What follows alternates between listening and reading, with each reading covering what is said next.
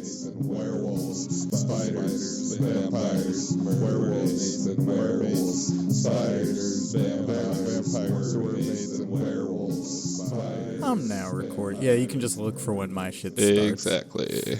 And okay, so 5, 4. Yeah. Okay.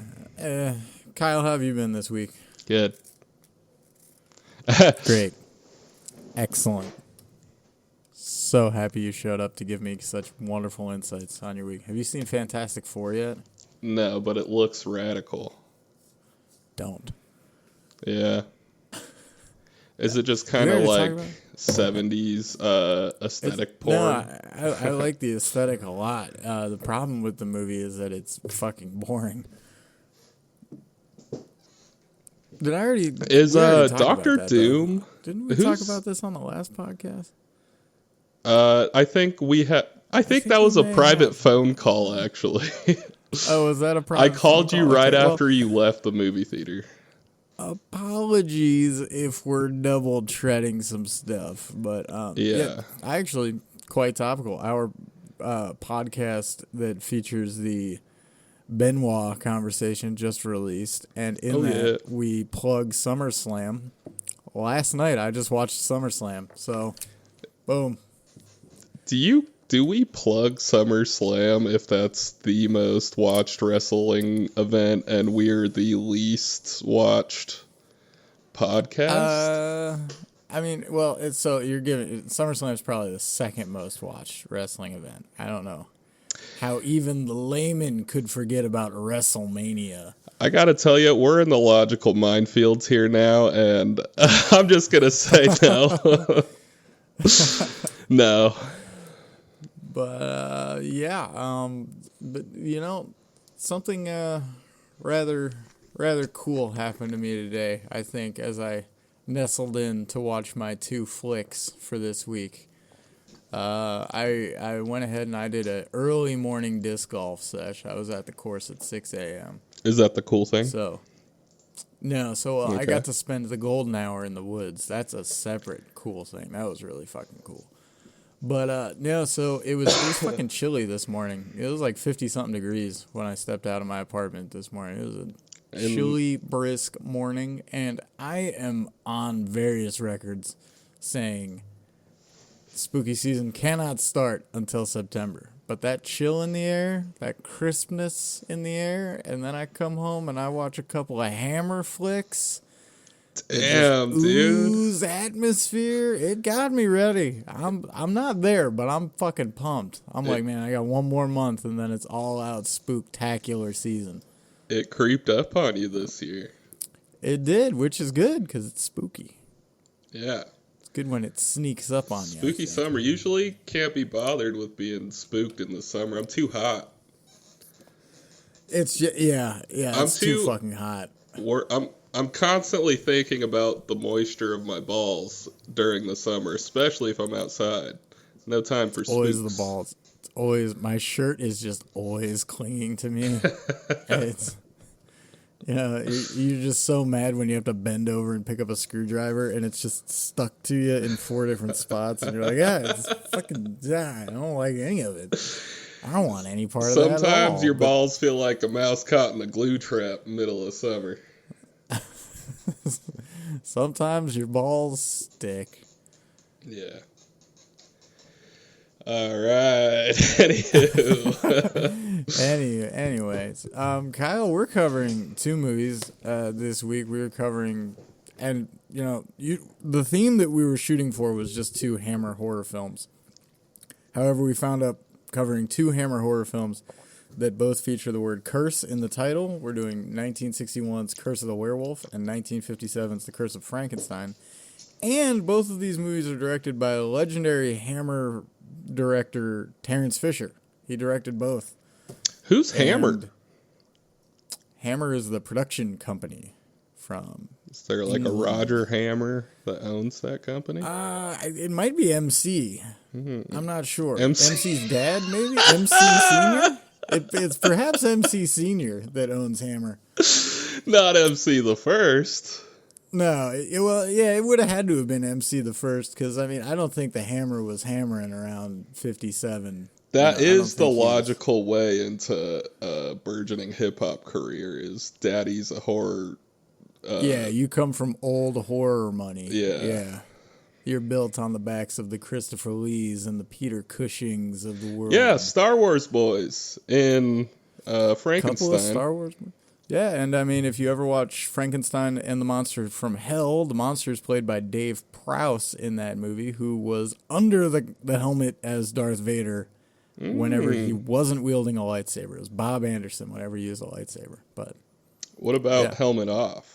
You know that guy? Helmet Off, that's Sebastian Shaw. That's like the third guy who went to the moon, like that Norm joke. No, that's Sebastian Shaw, which I always get confused because the gentleman that plays the Winter Soldier in the MCU is Sebastian Stan, so I always have to take a moment to think. Now I'm just picturing him, but you know, and he looks kind of like Luke Skywalker, so it works. It would be interesting. Kyle, go ahead. These were your first Hammer flicks. Which one did you watch first? We can just I had another theme to share. Is ending sequences are better on roofs. Is another theme of this double feature. Yeah, and I'm happy you brought up endings because Hammer was highly criticized at the time. So I've heard. I've never read any articles on this or any speculation, but their films just end. It's very abrupt, the way that these movies end. I can see that. It usually ends, though, with the pop of the climax, like with the thing that was going to happen, you know? Or, I don't know, that's how it seemed with these two movies, is what I'm saying. But take example like the end of Curse of the Werewolf. I'm not sure what else you were going to say in that movie. Totally. It feels complete, for sure. It felt complete, and I was a little sad. This was my first time watching Curse of the Werewolf. And I gotta say, first and foremost, ambitious flick to try and tell a story over literal decades. Heavy and deep. Tight layered. Hour and a half. And it's not your standard werewolf story. Ah, damn it. Okay, I'm gonna go get my phone so I can have my notes by me. Okay, I took no notes, so. Young Buck ruined the flow of conversation. All right, we're back again. All right, I'm just going to retake over from where I was. Yeah. Not your standard werewolf story told in this movie. It's not a bite from a werewolf. This actually comes from lore that I was unfamiliar with. This is actual beliefs that if you were born on December 25th, people were very superstitious that since this was Jesus' day, if you were born on that day, you could potentially be a bit of a cursed baby. And it's true in this case, and that's where we get our werewolf, and I think that's pretty fucking badass. You remade it, you changed the story, you used some legit lore. The guy the acting in this movie who raped the woman was a werewolf, right? No. Oh. No, he was just a total vagrant. He'd been in the jail cell for so long that he had become animalistic, I think. And also, I once I saw that scene, I was like, oh yeah, Hammer kind of used to do some rape. Oh, well, yeah, that was clear. I mean, take it as you will. I did think that was like a pretty heavy like that. The whole intro sequence is just a heavy, trauma dump from Hammer or Terrence, what's his name, Fisher? Terrence Fisher. And it's pretty cool, too, because, even though we're bringing in characters who do not have, they have major roles in the movie in a way, but they're not in it for very long. It really feels like, even though I'm not familiar with most of the actors of this day and age, they spared no expense. The dude who was the Count or whatever in the beginning of the movie, he was great. Whatever that actor was, he was fucking great. Yeah. There's a couple. All in on it. I think him and then the boy's father at the end both look really familiar to me. He looks like Sean Connery as Mark Twain. Yeah. It's the boy's father at the end, who they were calling his uncle earlier in the movie, and it seemed like a little bit of a continuity flub there, but I got what they meant, so I didn't let it bother me. Yeah. Yeah, I could see the Sean Connery, but there was some evocative actors in this movie. Yeah, and everybody does a really great job. I think the only big complaint I have is that they were sharing sets with another production company, or with another production at the time, and they had already been dressed for the other production, and they were doing a movie about the Spanish Inquisition.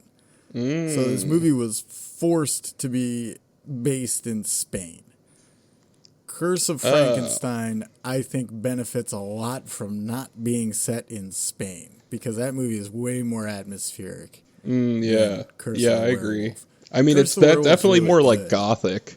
What's like the origin of the werewolf story? Is it a book like Frankenstein? I'm not 100% sure. I Yeah, think 'cause it just comes from old folklore, and so it probably comes down to culture at that point where it comes from. Yeah, because I was questioning their choice of putting it in Spain, but it's just purely a production thing of like they were going to do a Spanish Inquisition thing. So Yeah, so, and they just gave this, and also this is the only werewolf movie that Hammer did. I was unfamiliar with that because whenever I'd go to Hammer, I always watch the Frankenstein movies or the Dracula movies because obviously those are the big two. But I think they did a few other mummy movies. So it's surprising to know that this is the only one Hammer did, because I thought they did it really well. And say in the case of Frankenstein, where each movie follows Peter Cushing as Dr. Victor Frankenstein building a new monster, you could have just had someone new with the curse every time.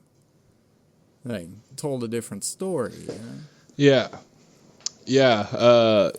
Because I haven't seen the original Wolfman in the Universal horror pictures. What's that one like? It's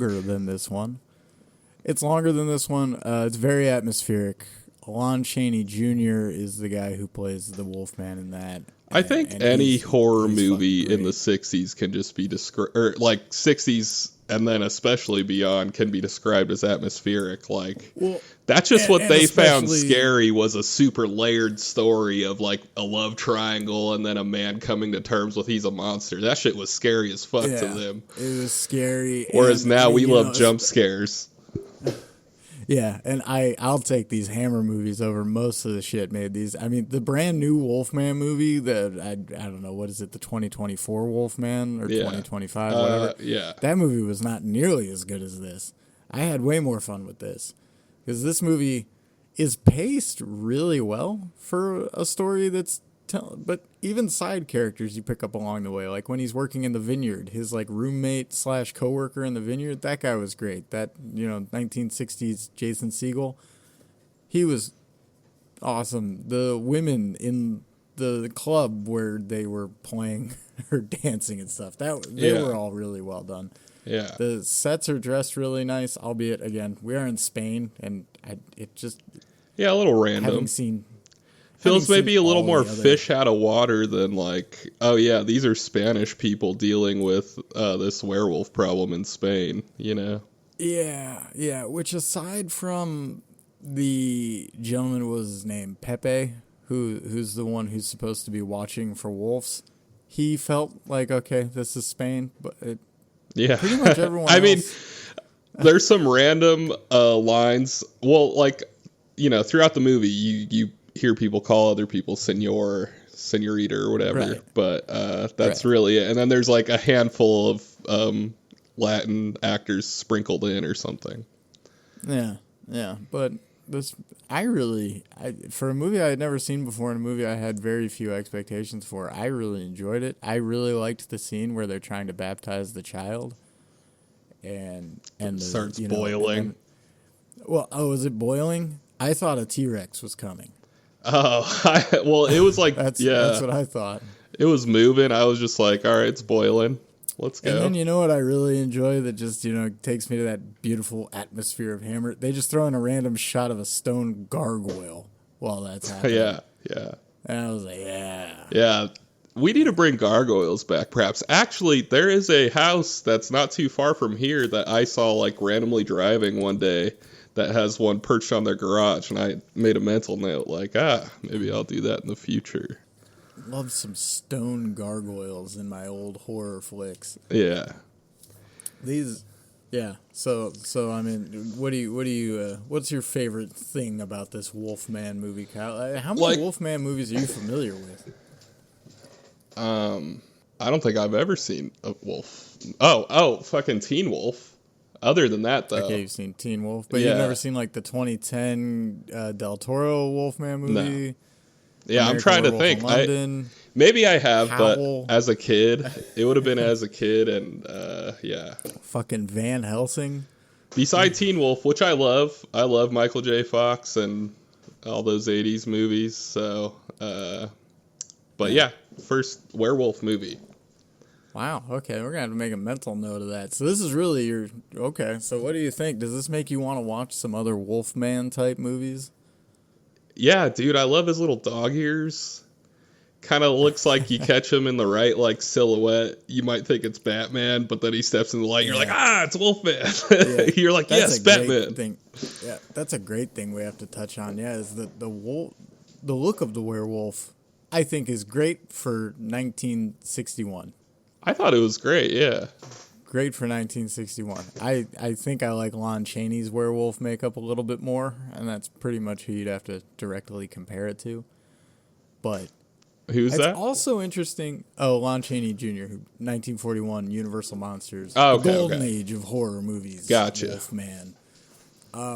The other thing that I thought was interesting that was how they said the soul is human, but the spirit is the wolf, and they're warring within the vessel. And so love is what will keep the werewolf at bay. And he doesn't, this art actor who is unfortunately a wolf, does not have his mother or father anymore. Fucking Mark Twain has to step in and be like, I will raise this boy as my own and give him all the love. Oh, and that's when he starts calling him dad. Yeah. No shit. Oh, wow. That just blew my mind. What a great detail. Never mind. Yeah. Terrence, you did it again. But, yeah, I really enjoyed this movie. Man, and I've seen quite a few werewolf movies.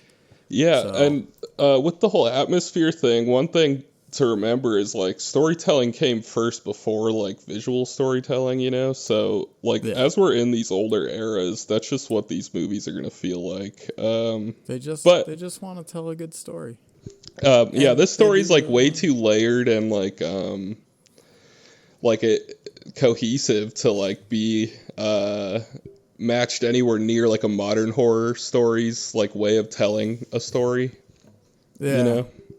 Yeah, like I was like, oh, okay, we're going with narration. But then the narrator becomes a character. Yeah.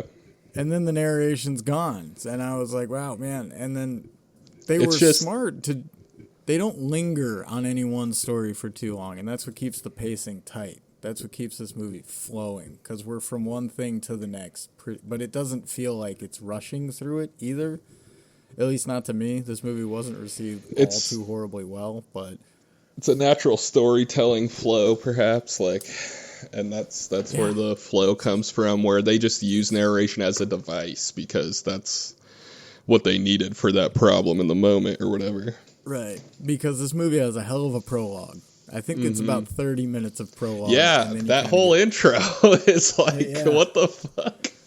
Yeah, but again, we spend no time is wasted with the beggar. You know, even the beggar just going to that bar, and then it sets up how much of a dick this, like, what did they call him? Like the Monty or something? The Montez? How much of a dick he's going to be. And then he shows up, and go figure, the guy is a dick, but he's kind of giving the beggar what he wants. And then just to send someone to the dungeons and just fucking leave them there. Yeah. That was crazy. Oh, we also get an on-camera stabbing death. Ooh, that was nice. 1961 movie. Bravo. Terrence. Yeah, what a glow up from that girl too. She just like, there's a shot of her being like a sweet girl, and then like cut to like her being this hot ass bitch. Like, okay. Oh yeah. Yeah, I think that is so this movie wasn't received all too well. I believe as of now it holds about a 60% on Rotten Tomatoes. Apparently in the marketing, they used that girl who was the mute, who was the mother of the wolf boy. Leon, was that his name? Leon? But as you see in the movie, they have no screen time together at all. They used her in the marketing because of the size of her big old heavy naturals that are on like full on display in the movie. So it was probably very confusing for people to go in and be like, "Hey, she's barely even in this fucking thing. You catfished me." That other girl's that type of hot girl that's like they kind of look a little special or like a little retarded. It's a hotness maybe that grows on you. Yeah, you know? yeah. Like, maybe your parents aren't unrelated type. There we go. You know? Yeah. Yeah. But you're like swallowing what you're spitting. You're breaking out of that DNA mess, you know, like, or she is. Yeah, you're rejecting the extra chromosome, you know? Not for me. Fucking destroying those alleles. Okay. But no, overall, I think I would highly recommend this movie. But I don't think... I think it's going to be a long time before I revisit this movie. Versus the other movie we covered, Curse of Frankenstein. I'm immediately thinking about checking out the sequels again. I think I'm going to make the sequels part of my spooky movie rotation for this year. Well, good thing you didn't feel that way about Werewolf, because there is no sequels. There's no sequels to Werewolf. Oh, that's a fun fact. This Werewolf movie, The Curse of the Werewolf, was the first Wolfman movie that was filmed in color. Also, okay. Yeah. The Curse of Frankenstein was the first Frankenstein filmed in color. How did you watch them? I rented both on Amazon Prime. Nice. I had planned on picking up the Blu-rays, but they're out of print and a little pricey. I saw a pretty nice rip on Internet Archive. It looked pretty good. It was good? Yeah. I mean, the movie's been out for so damn long. They better have a decent rip out there. This movie, too, also I'll touch on before we move on, is pretty funny with, like, that scene at the end where, like, the mob's throwing the torches onto the roof. Yeah, okay, onto the rooftop things. Like, I feel like they were just like, okay, you know what's better than an end sequence on the ground? An end sequence on the roof. Like, that was them leveling it up somehow, you know? Like... Yeah, and there's a great way... There's also, you know, the good thing about a rooftop thing is it's a great... You can frame the characters a lot easier than you can with just a standard chase, you know? Like, take the ending of The Shining, for example. You never know how close Jack Torrance is to Danny. Yeah. You know? But here, we see them... You know exactly where they're at, and it does give you that this werewolf has nowhere to fucking go. Yeah. See, in my head, I just had it as them meandering, like, around, like, maybe looking for egress up there. But, yeah, framing it like that is more logical and does make more sense. It's also, man, I really felt bad for this character at the end of the movie. Yeah, this one in particular, for sure. The next movie's villain, it's a little easier to feel unsympathetic to. But, yeah, this character... He feels so sorry for himself already. You're kind of... He's found the love that he needs to live a normal life, but it can't happen. Yeah. He just accepts his fate. He tells his father what to do. It's tragic. It's a real tragedy. It is. And I was happy to have experienced it. Yeah. You know what? Fuck it. This movie was great. Yeah. I like that final bell tower scene, too. That was, like, really good. His dad, or whatever, just, like, fucking boom, with a long-ass rifle. With a ball of silver. Yeah, silver bullet. Loaded up into the musket. The silver bullet made from a crucifix. And this, I don't know if that's how it has to be in this universe, but we never got a sequel to really clarify. Yeah. So, unfortunately... But anyway, Kyle, did you have any important notes you wanted to hit on for this movie? Anything you were just thinking about? No, I liked it. The Wolfman costume was great. I really liked it. Apparently there is a figure out there that exists that has it has Lon Chaney's Wolfman's face with this character's clothing. And what a figure to track down. I think it's from the 70s. It's probably damn near impossible to find. It's probably going to cost you fucking way more money than I'll spend on a figure. But if anybody out there has one, send us a picture. Is this an action figure or something that was done for the movie? I think it was a model. Oh, okay. I think it was, how people used to do that. Yeah. You do something small first to see if it works. Yeah, well, and they were like full size, these models. Oh, okay, I think that's all that it was. But yeah, so anyway, Kyle, final thoughts, final notes. Do you recommend this movie? Yeah, dude, it was good. I mean, you have to be in the mindset that you're going to listen to a story. Get ready to listen to a podcast before you watch these movies, I feel like, rather than psych yourself up to watch a movie. Yeah, you do kind of have to go like, okay, I'm watching a movie from the 1960s here. I feel like the effects aren't going to be super top notch. Yeah, I feel like being in the mindset of listening rather than watching will let you appreciate the visuals more, and just the fact that they're like purely like visual like guide or like aid to the story. Like, like maybe not like 100%, but like it's more like that than movies are nowadays. Yeah. And this movie is again, it's only an hour and a half. You're not. It flies by. It doesn't take its time to. Well, no, it takes exactly the amount of time it feels like it needs. Yeah, but it takes its time. But that's just how things were done back in the day. Yeah. It wasn't any shorter or longer than it needed to be. Yeah. This movie exists purely as it is, and for what it's worth, they kind of nailed it. I just would have loved to have seen this movie not in Spain. I would have loved to have seen this in a Victorian era England. For sure. But or Paris. We also watched a Frankenstein movie. The Curse of Frankenstein. Kyle, what'd you think? Curse of... Yeah, this one was the same thing. I mean, not the same thing. It was just like very layered. It ended up almost being a psychological thriller at the end, just with that last like scene. Yeah. So, yeah, this story, I really loved watching Victor just be too full of himself this whole movie. Very arrogant. Yeah, I liked it. Oh, the creature was fantastic too. Christopher Lee as the creature. I really liked his look with like the long pea coat. Yeah.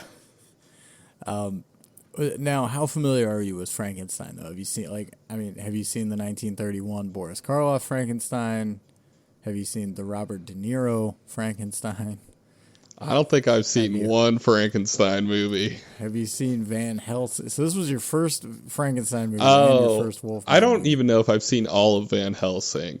I think I've seen part of Van Helsing, but yes, this would be my first. That movie was a lot better when I was a kid, but I like it still. Yeah. Have you read the Frankenstein books? I've read the great illustrated classics version of Frankenstein, and I've read Bram Stoker's Dracula. Okay. I just want to know because my girlfriend preaches about Mary Shelley's Frankenstein. I don't know if you'd read it. That book, from everything that I've read, is better than Dracula. Dracula is very fucking slow. That book is told through journal entries, and it is... it's a slog to get through. I don't recommend that movie or that book to the faint of heart. Frankenstein, though, is pretty... It's not a long book. You can plow right through it, and from everything I remember... I mean, again, I read the great illustrated classic. From everything I remember, I really liked it. Anytime I'm reading horror now, there's so much stuff out there. I'm just like, it's Frankenstein. I get it. I'm not going to go seek out a nice copy. Yeah. But... Yeah, this one wasn't like a retelling of the book necessarily at all. I was just curious more so since this is my first Frankenstein.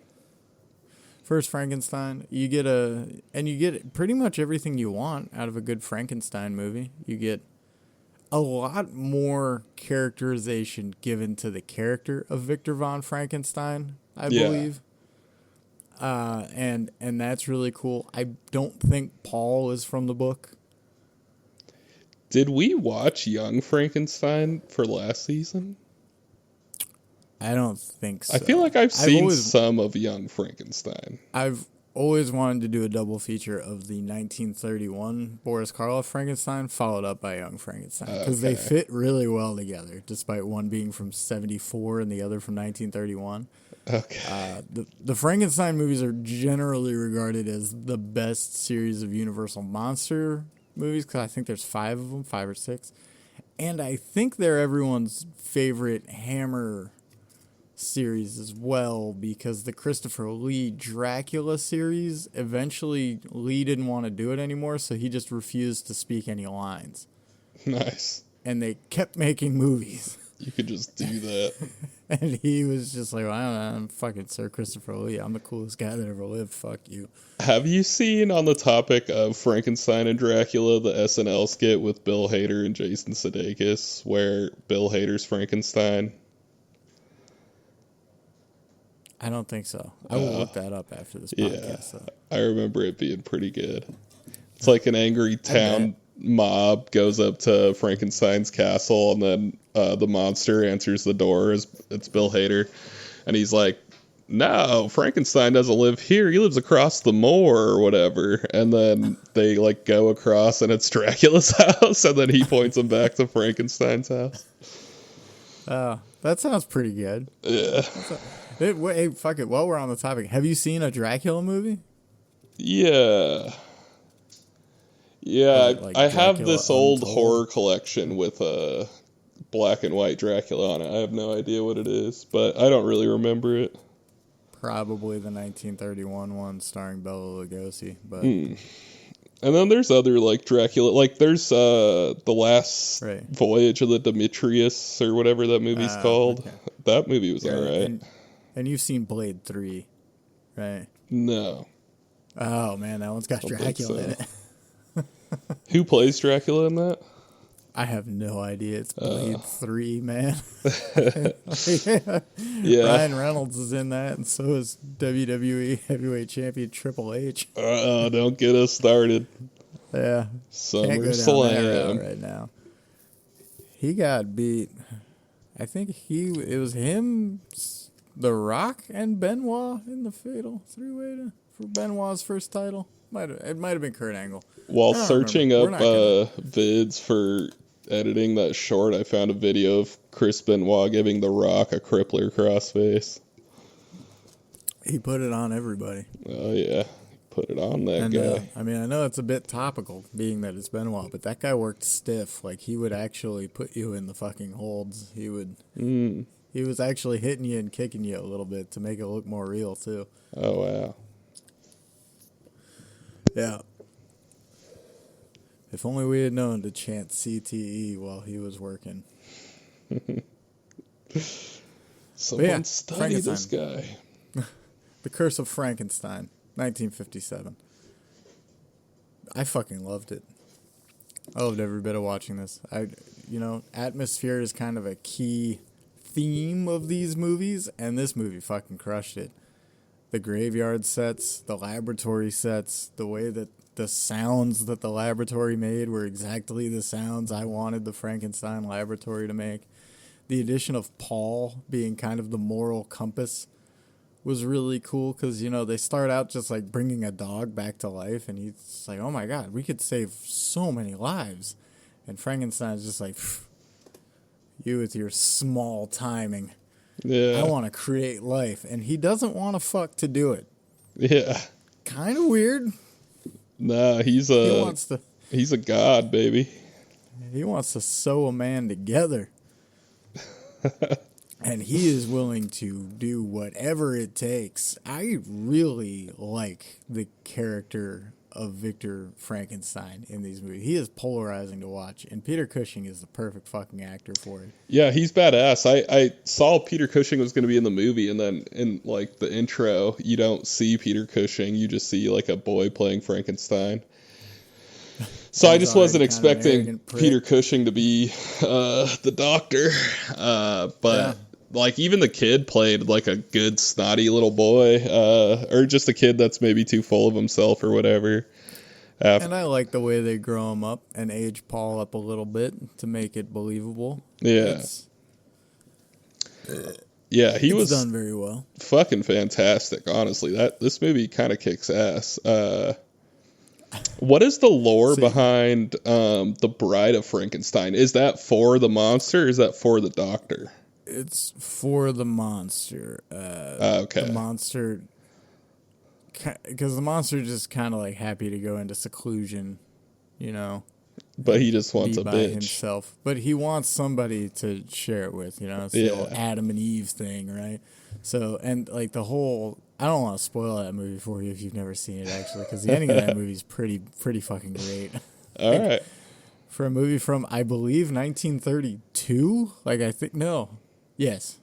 Yeah, 1930. Or no, did they both come out in 31? I don't remember, but I have both of them. Bride of Frankenstein is like a true blue fucking classic, dude. That movie kicks ass. And you could kind of go... Enough of the core Frankenstein story is in this, while this is drastically different. Enough of the core... Like, there is an old blind man in the original Frankenstein. Though it goes quite differently in that Does movie. he murder him? I don't think so. I'd have to watch it again. It's been a long time. That's gotta, you know what? For October, we gotta do some Universal flicks, and we gotta throw at least the original Frankenstein in there. Frankenstein and Young Frankenstein. Right. Screw it. Sounds like a great double. Oh, we could do straight Bride, and I mean, I think that's grand total like 3 hours of your time to watch those two movies, and. When we were going to these older movies, I was expecting lower run times, but yeah, these were still coming in at an hour and a half. I mean, a feature's still a feature, baby. Yeah. It's the story. It makes me think what the fuck they're telling nowadays to where, like, the story doesn't feel that compelling, but it's still 90 minutes. Yeah. And it was cool because it was a remake, but it was a remake geared towards where the sequels of the Universal series all focused on the monster. This one just focuses on this character of Victor Frankenstein. And, you know, they were just like, well, he just keeps creating new monsters. We can't stop this guy. He's got to keep creating monsters. Yeah. So, and it starts with this movie. And this movie, I give this Frankenstein monster 5 disembodied limbs out of 5 disembodied limbs. I thought he was cool. I thought he looked tragic. It's a monster who looked like he knew he was a monster. Yeah. See, when he just used that scientist's brain... Like, he didn't use his face also? No, he already had the head and stuff. So, okay. It is kind of funny, though, right? Like, why wouldn't he just sew the head on? Yeah. So that nobody... Well, I mean, he just robbed the grave, I guess. I mean, yeah. And he also believed he didn't that, want you know, the scars these parts to go to heal. waste. Sorry. Yeah. You know. And, I mean, he did just murder the guy. In... a pretty fucking funny sequence. I was just going to say, that stuntman, like, somebody needs to check on that stuntman. Did you see that fall? He landed on his neck. Crazy fall. Crazy good fall. Yeah. And I read this in the trivia. The painting that they're looking at is some famous painting of a guy doing a surgery where I think he's trying to perform like a brain transplant, like a successful brain transplant. Yeah, that's cool. So it's very Easter topical. Eggs in the 60s. Very 50s. 57. This was 57 Easter egg. Korean War. Call them up. Hot off the Korean War, the Curse of Frankenstein. Curse of Frankenstein coming at you loud, proud, and maybe a little hetero. Good morning, hetero. Yeah, and you know, you watch Victor Frankenstein go on just a quick fucking downward spiral into just, I'm going to do whatever the fuck I need to do. And again, very polarizing. Cool fucking sets. Doesn't even tell anybody that Elizabeth or whatever her name is coming to live with him.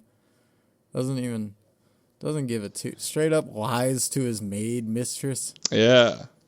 It's a man that stands on business. He got like maybe 5 to 10 different drama points in his life happening at all times that are very like dramatic. Yeah. Yeah.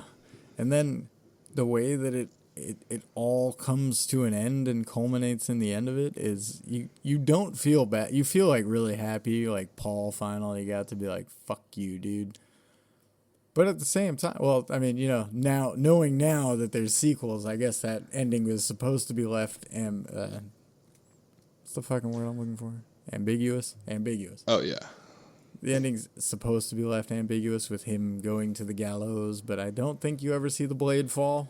I don't. Yeah, I was gonna say, like, I didn't know Peter Cushing returned as Dr. Frankenstein. Oh, he's in every one of the sequels. Because it's very clear that he's just going to die, and that's like kind of what carries the weight of Paul kind of betraying him. Yeah. I don't think Paul's in any of the sequels. I think it's... It should be Paul and Elizabeth dealing with something like that or something, because the way, like, Elizabeth just totally abandoned...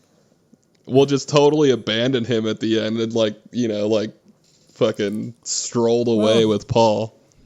He shot her, I mean, it seemed like he grazed her. She seemed fine at the end. He was obviously not trying to shoot her, right?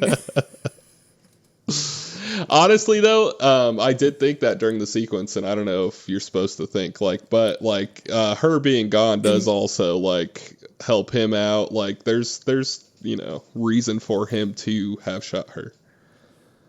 Yeah, that, and in the original story, the monster kills Victor's wife, like, I think on their wedding night, so it's supposed to be a bit of a callback to that, which is why I just thought she was dead, because, I mean, Peter Cushing is the focal point of each of the movies, but I don't think I don't know, it's been a really long time since I've watched all the Hammer movies.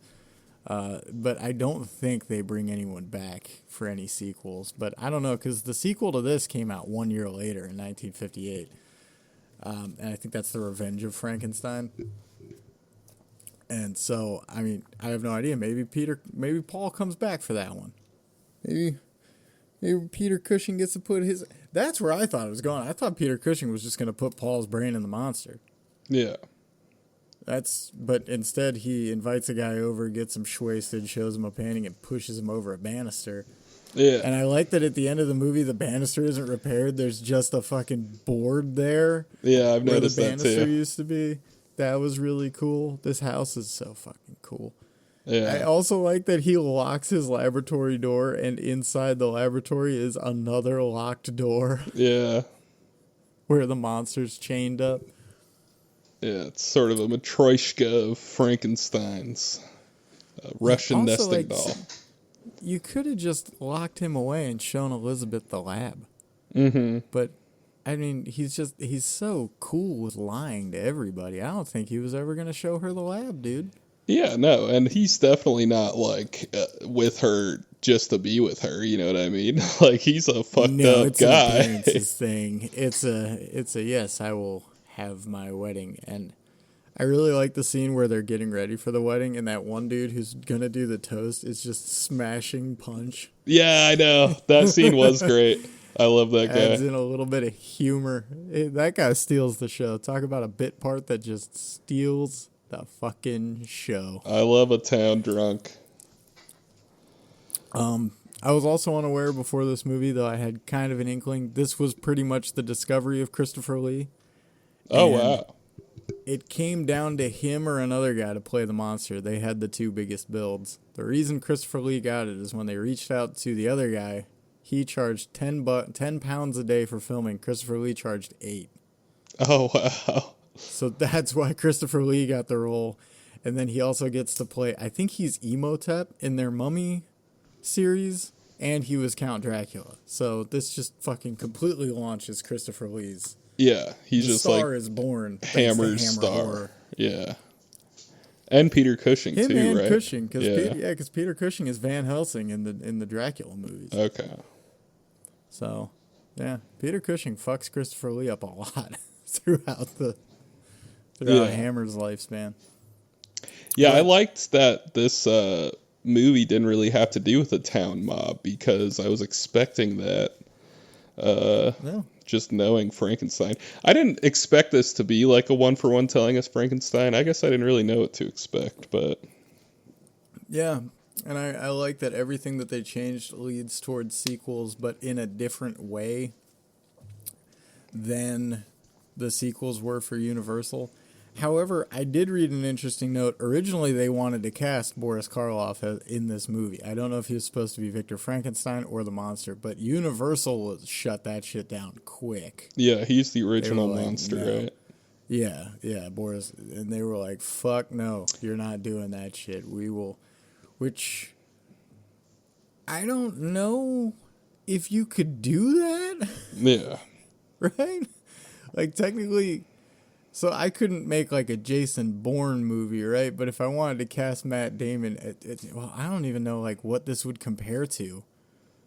Like, if I made a like, it's just so odd that it's like, I have the rights to make a Frankenstein movie, but because I want to use a specific actor, you can shut it down? Yeah. Like, it's so weird to me. It's something I really want to look more into. They had like full rights, but they were just being picky by what they allowed. Like they asked for Karloff and they just said no. You know what I mean? Rather than it being like in a contract of some sort. That's possible, yeah, because I know Karloff did a lot of work with Universal throughout. Because I mean, well, why wouldn't he? Yeah. Universal gave him and Bela Lugosi their starts. Yeah, him and Bela Lugosi were mainstays with like Dracula, Frankenstein, Mummy, but then fucking because Karloff played the Mummy too. Yeah. Well, no, what's why am I blanking on about this movie? What's the guy's name from this movie? Not Peter Cushing. Christopher Lee. Christopher Lee. He went on to play Dracula. It's like they're reusing actors for these horror mainstays. Yeah. Well, and that was a lot easier to do, especially before home video. You know, you didn't really need continuity, and you could just be like, yeah, whatever. He was the monster in the Frankenstein movie, but that was 3 years ago. Is anybody even gonna fucking remember? Like, yeah. We didn't have the internet back then. It was... Yeah, and only like one, or like, you know, very few sources where you're like getting media from. It's not like you have a lot to compete with. You're reading the paper, and then when you do go to the movies, it's a single screen cinema. Yeah. So, you know. Now, if Christopher Lee was writing your paper too, that'd be a little too much. Oh, yeah. I'd be like, I'm not believing this guy's Frankenstein. If Christopher Lee is just like the star of this movie, Peter who? Nah, that Christopher guy sure does steal the show as the monster. Yeah. That'd be such a good bit. Oh, dude, I you know, it would be a really great bit. What's that? If he ding dong ditched, but when they answered the door, you were still standing there, and you were just like, "Gotcha." I could really use a cup of sugar. I thought about that. No, and then you just walk away. Yeah. Gotcha.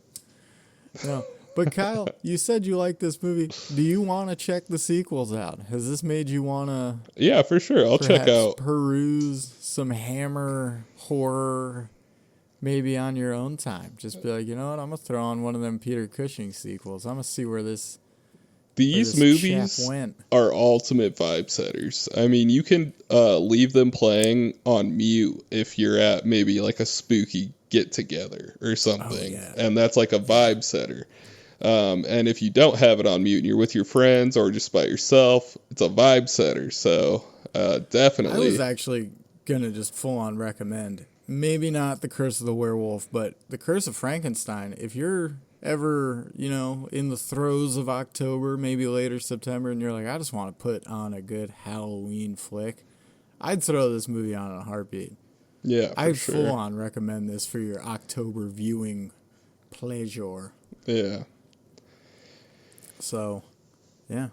Two solid movies. It's a good double feature too. I think it's going to be really easy anytime we revisit these classics to just kind of do two, like either Hammer flicks or, Universal flicks, films. whatever. It would even be fun to kind of do like the Universal Dracula and the Hammer Dracula together, just see, the direct remake comparison. Yeah, we could do, The Mummy. Maybe do it. And then The Mummy that came out in like 2016. I was just going to say, well, no, I would want to do the Brendan Fraser Mummy. Okay. Because that one's the shit. Yeah, I love that one. But it would be fun to do like the Bram Stoker Dracula movie from the 90s with Keanu, Winona, and Gary Oldman. And the Bela Lugosi one or the Christopher Lee one. Yeah, I'd be super down. I haven't seen either. For some wild times out there. Oh, you know what? I saw Nosferatu. So you have seen a Dracula movie? Yeah, like that. The Last Voyage of the Demeter, or whatever that ship is called, Demetrius. Yeah. That is Dracula. That's the one where, that's the one where Dracula kills it. It shows Dracula killing everybody. Yeah. Ship. And he's more of a bat beast. Because in most of the movies, the ship just arrives. Yeah, What happened? Oh, I didn't know that was it gets touched on in a lot of other movies or other Dracula movies. Definitely the Bela Lugosi one, because I've always really liked that Bela Lugosi Dracula. It is pretty slow. I don't recommend it as highly as I would recommend, say, Frankenstein or the Wolfman or even Creature from the Black Lagoon. Yeah. But, it's once the Demeter shows up, you see, like, Renfield laughing on the stairs, and he's the only one left alive on the boat. Okay. So, because he's all the dude. Oh, did you see Renfield? There's a Dracula flick. Yeah, I did, but I don't really remember much of it. But I remember liking it. It's Nick Cage and Ben Schwartz. It's on my list because I like Nick Cage and Ben Schwartz. Yeah. I want to see all of Nick Cage's movies eventually. Okay. It was pretty funny. But, yeah, that's cool. I'm always super happy to bring the gift of Hammer's old school horror to other people. So I'm happy you liked them, and I'm happy that you're willing to keep going with Peter Cushing's Frankenstein. Especially because I don't think you need to watch them in order. The first one that I watched was Frankenstein and the Monster from Hell, which is the final one. And that was what turned me on to them, and I liked every single one of them. So, yeah. Peter Cushing. Terrence Fisher can fucking make a gothic setting. I think he directs all of them. Oh, okay. Like, all of the Draculas, all of the Frankensteins, and the Mummy. I don't know if the Mummy got sequels in Hammer or not. All of the mummies. All of the Draculas. It's always fun to go back and revisit the original icons, Yeah. Before the Freddys and the Jasons and the Michaels and the Leatherfaces, we just had Wolfman. Wolfman. Two things. Wolfman. Freddy, he's a burn victim, a pedophile, and a killer. So that's three things. This guy, Wolf and Man. Yes. That's the thing about the Wolfman movie. Dude, was it a full moon every fucking night? Yeah, that's true. That was, yeah. He was always scared. And they mentioned the full moon, too, but... A lot. Yeah. That's actually a scene missing from the 1941 one. There is no shot of the full moon. Wow, that's hilarious. Fucking wild. It nails the atmosphere other than that. Bunch of fog and spooky cemetery. A movie made for black and white, Yeah. But, yeah, no shot of the full moon in that. Solid transformation scene, though. Just Wolfman. Wolfman. Not a Stan Lee creation, too, What's a Stan? Oh, the comic book guy. Yeah. Even though he did I think he was involved in Werewolf by Midnight. But. A horror movie? No, no. Werewolf by Midnight, that was just a Marvel comic about a werewolf. And he also had Tomb of Dracula, which is what Blade came from. Nice. Yeah. So I called him Wolfman. Is that your Stan Lee impression? Yeah, it's the best I got. No, that's pretty good. That's the best Stanner I got. It's It the just best like Stanley Yelnats I can give you. took a while for Stan Lee to come up to the brain for me to remember what he sounded like to even connect the dots. Well, yeah, because you're not a comic book guy by any No. stretch of the imagination. You didn't even read, like, Hellboy. The most I read was Star Wars comics. Oh, there's a Darth Vader run from, like, 2017 that is fucking dope. Cool. It's so good. Is it like It's only 25 issues, I think. And during the movies or after? It's Darth Vader's, like, training. Oh, okay. To become Just in between. Sith man.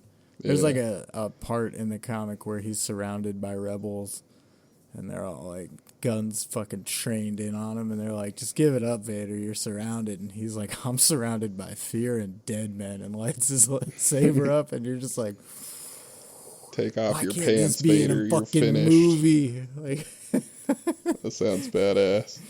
take off your pants, Vader, and let me finish. And then he force chokes his balls and says, "Too late." Yeah.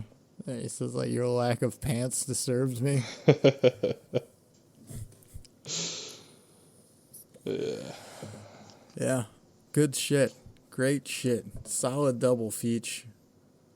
Nice way to take us out of the early 2000s and all the way back Yeah, we to really a century ago. rocketed out of the 2000s to almost 100 years. I mean, I'm not itching to go back to the 2000s anytime soon. However, we do have to go back to the 2000s because next week we aren't really doing a double feature in your typical fashion. It's the first time we're going to have a guest on the podcast. A guest. A guest, yes. Perhaps, because I have no proof to say otherwise, the hottest rising indie director of all time, Mr. Dylan R. Nix, one of my best friends, joining us. A man I've worked with, a man I've supported. Oh, that's nice. Little golf claps. That's all I could find on short notice. Yeah. He'll be joining us for an interview, and we're going to try and do like a look through his catalog. He has directed 3 features, and also a TV show, also a short for 1031 Part 4, and he's got a new movie coming out soon, and he writes books. He's writing the Sharp Candy series of, Goosebumps for adults is what he's going for. Nice. I like that name. Horror aficionado. And for all those out there listening who want to brush up on your Dylan R. Nix, I believe all of his stuff is available on Tubi. He's got Baron von Laffo's Halloween Spookathon, The Things We Bloom, The Demon of Serling, and Sharp Candy, the show, which was 4 episodes. Go watch all of it. Join us next week as I interview my good friend and Kyle's future good friend, Dylan R. Nix. Woo! Woo! Yeah, sounds good. I got a lot to watch. I'll just try to watch the 2 that we mentioned and then watch like the 2 mentioned. You don't, because The Things We Bloom isn't horror by any means. But like, an episode of the show, maybe if you want to see me do some acting. Oh yeah, for brush sure. off the acting chops. 1031 Part 4, the segment Haig's Heart is us, and it's Haig like Sid Haig. From Rob Zombie? Yeah. The clown? Captain Spaulding. Yes. Spaulding indeed. And so if you watch that, you can ask me questions as well, because as well as acting in it, I was also a production assistant on that short, and I worked an 18-hour day on that fucking set. Damn. So yeah, it was brutal. It's a 20-minute segment. We filmed it in a weekend. Hell yeah. It was fucking brutal, and I'm proud of it. All right, well, Not I'm as excited. proud as he is, I'm sure. He directed it, but yeah. Yeah, I'm excited to listen to you guys riff, and I'll just suck both your guys' dicks at the same time. Hot like a goddamn circus seal. I'll force choke the semen out of one guy's balls while I'm using a lightsaber in the asshole of the other. Nice. All right. Hetero as fuck. Yeah, Metro Summer was 3 weeks ago. It's time for Hetero Summer. Metro. I forgot the bit. Oh. See you next week.